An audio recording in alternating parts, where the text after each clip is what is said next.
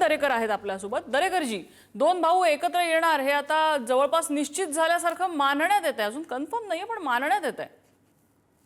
मला वाटतं त्यामध्ये काय फार मोठं आश्चर्य राजकारणामध्ये दोन पक्ष एकत्र येत असतात, युती आघाड्या होत असतात आणि त्याकडे याच दृष्टीने आम्ही बघतोय की दोन पक्ष आहेत, दोन पक्षाचे नेते एकत्रित येऊन आपली आघाडी त्या ठिकाणी करतील। आता या क्षणी ती अनौपचारिक भेट आहे, युतीसाठीच त्यांची एकत्र येण्याची भेट आहे हे आपल्याला सांगता येणार नाही, पण त्याच्यामध्ये महाराष्ट्रात अगदीच नवीन काय वेगळं होतंय की दुसरे पक्षच एकत्र आले नाहीत, नेते एकत्र आले नाहीत असं काय मानायचं कारण नाही। आता महाविकास आघाडीत 3 पक्ष आहेत, इकडे महायुतीमध्ये आमच्याकडे 3 पक्ष आहेत।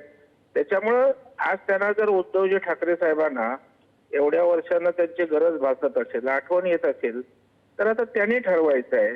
शेवटी दोघांचे पक्ष आहेत, दोघे पक्षाचे प्रमुख आहेत आणि ते योग्य तो निर्णय घेतील। आम्ही त्रयस्थपणे त्याच्यामध्ये नाक खुपसण्याची किंवा काय हे करण्याची आवश्यकता नाही।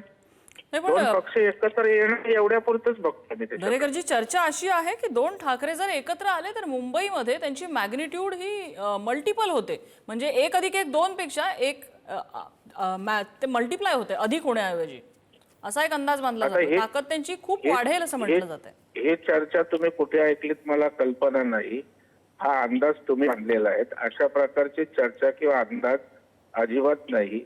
याचं कारण अंदाज मागच्या निवडणुकीमध्ये मुंबईकरांनी दिलेला आहे, त्याच्यामुळे मुंबईकरांच्या मनात काय हे निवडणुकीच्या माध्यमातून त्यांनी दाखवून दिलंय आणि मुंबई ज्या पद्धतीनं झपाट्याने बदलते, विकसित होते, देवेंद्रजी फडणवीस साहेब मुख्यमंत्री म्हणून बारीक लक्ष मुंबईवर आज विकासाच्या दृष्टीने दिसतंय। हे सगळे मुंबई उघड्या डोळ्यांनी त्या ठिकाणी मुंबईकर पाहतोय ना, आणि त्याच्यामुळे मला वाटतं चर्चा अंदाज आपापल्या परीने जो तो करत असतो। मी दोन पक्ष एकत्र येणं याच्या पलीकडे काही फार निवडणुकीवर भारतीय जनता पार्टी किंवा आमच्या महायुतीवर परिणाम होईल असं मला सुतराम पण वाटत नाही।